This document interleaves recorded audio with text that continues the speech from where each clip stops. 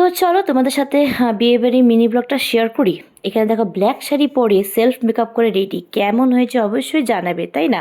তো এখানে দেখো আমার ঘরটাও কিন্তু অনেকটা এলোমেলো হয়ে রয়েছিল, তো সেটা তোমরা বুঝতেই পারবে যে কেন এমনটা হয়। যাই হোক, 2 ঘন্টা 3 ঘন্টা ধরে এই ভিডিও শ্যুটের জন্য সেজেই যাচ্ছিলাম, তো ফাইনালি কমপ্লিট হলো। বিয়েবাড়িতে অনেক লেট করে পৌঁছেছে, তার জন্য সবাই বলছিল। যাই হোক, ভিডিও করছিলাম তো তার ভিডিও দেখে সবাই তাকিয়েছে, সবাই জানে যে আমি ব্লগ করতে খুব পছন্দ করি। ফাইনালি উপরেও চলে গেলাম, চলে গিয়ে দেখলাম বউকে কিন্তু অনেকটা কিউট লাগছে। যাই হোক, অনেকক্ষণ গল্প করার পর আমরা চলে আসলাম খেতে। চিকেন পকোড়া ছিল, পানিপুরি ছিল, কফি ছিল, বাট এগুলো কিছু খাইনি। চিকেন পকোড়াটা ট্রাই করে চলে গেলাম আমরা গ্রুপে মজা করতে। তো বউকে নিয়ে আসলাম, অলরেডি সবাই চলে গেছে, আমরা অনেক লেট করে অনেকক্ষণ ওখানে ছিলাম। তো বউকে নিয়ে আমরা সবাই একটু মজা করছিলাম, যতটুকু ক্যাপচার করতে পেরেছি ততটুকুই কিন্তু ক্যাপচার করেছি।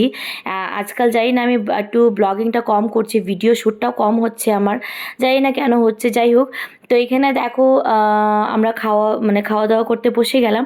খাওয়াতে স্যালাড, নানপুরি, ছোলে, ডাল ভাত, ভেজ সবজি, আফটার দ্যাট কাতল মাছ, তারপর ফ্রাইড রাইস, মাটন, খুবই টেস্টি ছিল, দারুণ ছিল।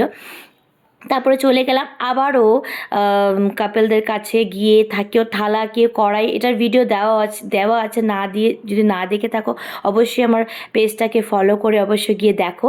তারপরে ওইসব করার পর অনেক ডান্স, অনেক মজা করলাম। এখানে কিন্তু গান বাজার অ্যালাউ নেই, কেউ অ্যালাউ করলো না, আমরা নিজেরাই গান করে নিজেরাই থালা বাজিয়ে নাচ করছিলাম, বন্ধুর বিয়েতে যা হয়। তো এইভাবে বিয়ে কাটালাম। ভালো লাগলে অবশ্যই লাইক, শেয়ার, কমেন্টস করে দিও। So by.